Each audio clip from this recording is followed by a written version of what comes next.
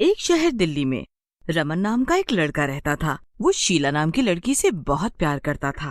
एक दिन रमन और शीला एक पार्क में बैठकर बातें कर रहे होते हैं। तभी शीला रमन से कहती है, रमन, हम बहुत दिनों से एक दूसरे को जानते हैं, अब हमें शादी कर लेनी चाहिए। शीला की बात सुनकर रमन शीला से कहता है, शादी? लेकिन शीला, इतनी जल्दी? मेरा मतलब है कुछ दिन और रुक जाते हैं, फिर कर लेंगे। जल्दी क्या है? तुमको रुकना है तो रुको, मेरे घर वाले तो रुकने वाले नहीं हैं, क्योंकि उन्होंने मेरे लिए एक लड़का ढूंढ लिया है और वो मेरे घर पर सबको पसंद है। शीला की बात सुनकर रमन उदास हो जाता है और शीला से कहता है, शीला, ऐसी बातें मत करो। तुम जानती हो मैं तुमसे प्रेम करता हूँ और शादी करना चाहता हूँ। अगर तुम्हें मुझसे शादी करनी है तो कल अपने घर वालों को लेकर मेरे घर चले आओ, नहीं तो मेरे घर वाले मेरी शादी किसी और से कर देंगे और तुम मेरी शादी में वेटर का काम कर लेना, समझे? ऐसा कहकर शीला वहाँ से चली जाती है। शीला के जाने के बाद रमन सोच में पड़ जाता है। रमन पूरी रात सोच में पड़ा रहता है और सुबह होते ही तैयार होकर शीला के घर चला जाता है। शीला के माता पिता रमन को देखकर हैरान हो जाते हैं। रमन अपने और शीला के बारे में उन दोनों को बताता है, जिसे सुनकर शीला के पिता गणेश रमन से कहते हैं, देखो बेटा रमन, हमें इस शादी से कोई परेशानी नहीं है। तुम एक अच्छे लड़के लग रहे हो और जब तुम दोनों आपस में प्रेम करते हो तो हम दोनों को क्या आपत्ति है? गणेश की बात सुनकर रमन और शीला बहुत खुश हो जाते हैं। तभी गणेश दोबारा बोलते हैं, लेकिन एक बात बताओ बेटा, तुम अपनी जिंदगी का इतना बड़ा फैसला ले रहे हो, लेकिन तुम्हारे माता पिता यहाँ नहीं हैं, ऐसा क्यों? गणेश की बात सुनकर रमन परेशान हो जाता है और चुप हो जाता है। रमन को परेशान देख गणेश की पत्नी सीता बोलती है, तुम भी ना बेचारे को इतना डरा दिया। अरे अभी शादी थोड़ी हुई है, अरे ले आएगा अपने माता पिता को तुमसे मिलवाने के लिए, इतना क्या दबाव डाल रहे हो? सीता की बात सुनकर रमन चैन की सांस लेता है और थोड़ी देर वहाँ बैठकर चला जाता है। फिर कुछ दिनों में ही रमन और शीला की शादी हो जाती है। एक दिन शीला रमन से कहती है, रमन, देखो तुमने हमारे घर वालों को अपने माता पिता और घर के किसी भी सदस्य से नहीं मिलवाया। मैं शादी के समय कुछ नहीं बोली, लेकिन अब मैं उनसे मिलना चाह रही हूँ। मुझे भी अपनी सहेलियों की तरह ससुराल देखना है। शीला को गुस्से में देख रमन बोलता है, हाँ, क्यों नहीं, हम चलेंगे मेरे गांव। तुम चिंता मत करो, मुझे कुछ दिन का समय दो। मैं अपने ऑफिस का काम खत्म कर लूं, फिर हम गांव ही चलेंगे। ऐसा कहकर रमन वहाँ से चला जाता है। धीरे धीरे गांव जाने का समय आ जाता है और जिस दिन की ट्रेन होती है, रमन शीला से कहता है, शीला, मैं ऑफिस के काम में फंस गया हूँ, मैं अभी नहीं जा पाऊंगा। तुम ऐसा करो, अकेले गांव चली जाओ। मैं अपने भाई चमन से कह दूंगा, वो तुम्हें स्टेशन से ले लेगा। और हाँ, 2-3 दिन में अपना काम खत्म करके मैं भी वहाँ आ जाऊंगा। ओके?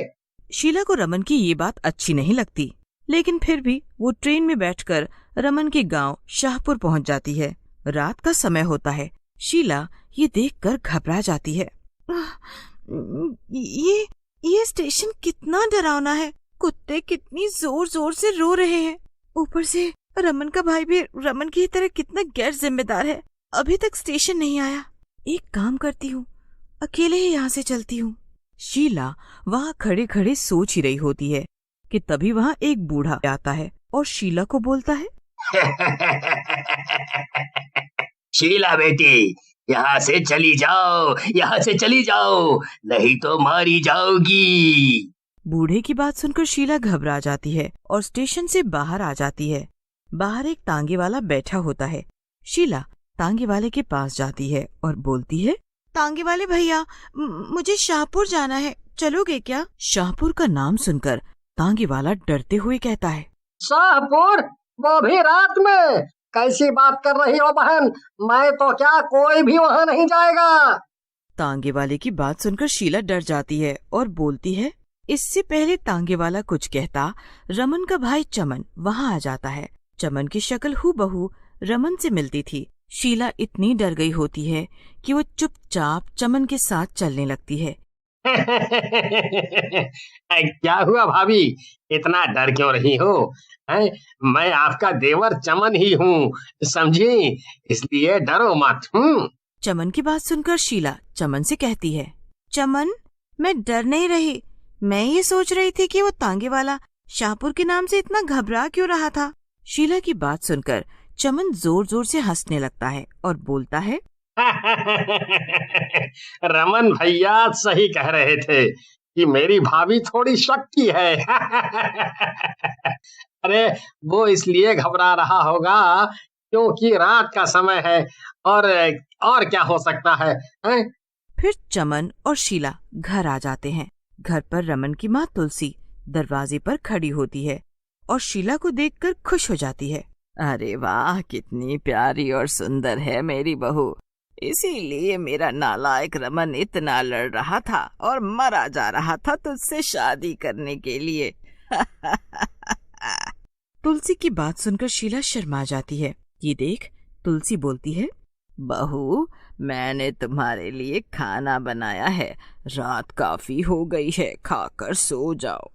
फिर शीला खाना खाकर अपने कमरे में सोने के लिए चली जाती है, लेकिन नई जगह होने के कारण उसे नींद नहीं आती और वो जागती रहती है। तभी उसे कुछ आवाजें सुनाई देती है। ये इतनी रात को माँ किससे बातें कर रही है? मुझे देखना चाहिए। ऐसा कहकर शीला अपने कमरे से बाहर झांकती है। शीला बाहर का नजारा देखकर घबरा जाती है। तुलसी एक चुड़ैल और 2 शैतानों से बातें कर रही होती है। चुड़ैल तुलसी से बोलती है, कई दिनों बाद इस गांव में कोई शिकार आया है और तू कह रही है हम तीनों से ना खाएं? ऐसा कैसे हो सकता है भला? बता। चुड़ैल की बात सुनकर तुलसी बोलती है, चुड़ैल जी, वो मेरी बहू है, इस गांव में नई आई है, उसे कुछ मत कहो। अगर मारना है तो मुझे मार डालो। वैसे भी तुम एक एक करके मेरे सब घर वालों को मार चुकी हो। तुलसी की बात सुनकर चुड़ैल बोलती है, तुझे मारकर हमें क्या मिलेगा तुलसी? मुझे तो तेरी बहू और बेटे को मारकर खाना है। दोनों का नरम नरम मांस। चुड़ैल की बात सुनकर शैतान भी हंसने लगते हैं और बोलते हैं,